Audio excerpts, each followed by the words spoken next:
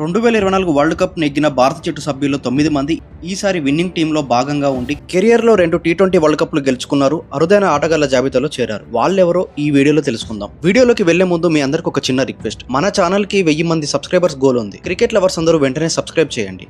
మీరిచ్చే ఈ చిన్న సపోర్ట్ మమ్మల్ని మరింత ముందుకు తీసుకెళ్తుంది. ఇక వీడియోలోకి వెళ్తే కెరియర్లో 2 టీ20 వరల్డ్ కప్లు గెలుచుకున్న అరుదైన ఆటగాళ్ల జాబితాలో చేరారు సూర్యకుమార్ యాదవ్, సంజు శాంసన్, అక్షర్ పటేల్, శివన్ దుబే, హార్దిక్ పాండ్యా, హర్షదీప్ సింగ్, బూమ్రా, కుల్దీప్ యాదవ్, మొహమ్మద్ సిరాజ్లకు ఇది రెండో టీ20 world cup victory. Ishan Kishan, Rinku Singh, Abhishek Sharma, Tilak Varma, Washington Sundar, Varun చక్రవర్తిలకు ఇది తొలి తీపి వరల్డ్ కప్.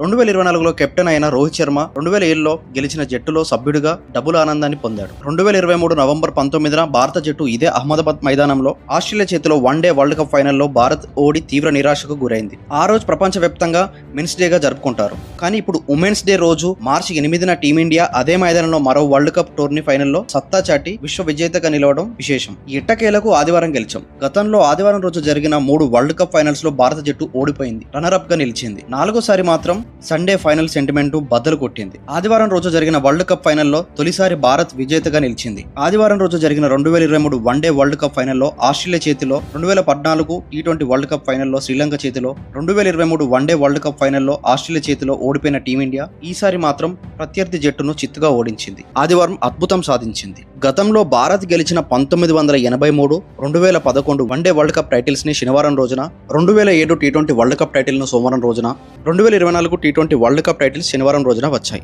ఈ వరల్డ్ కప్ తో ఎన్నో రికార్డులు బద్దలు కొట్టింది టీమిండియా.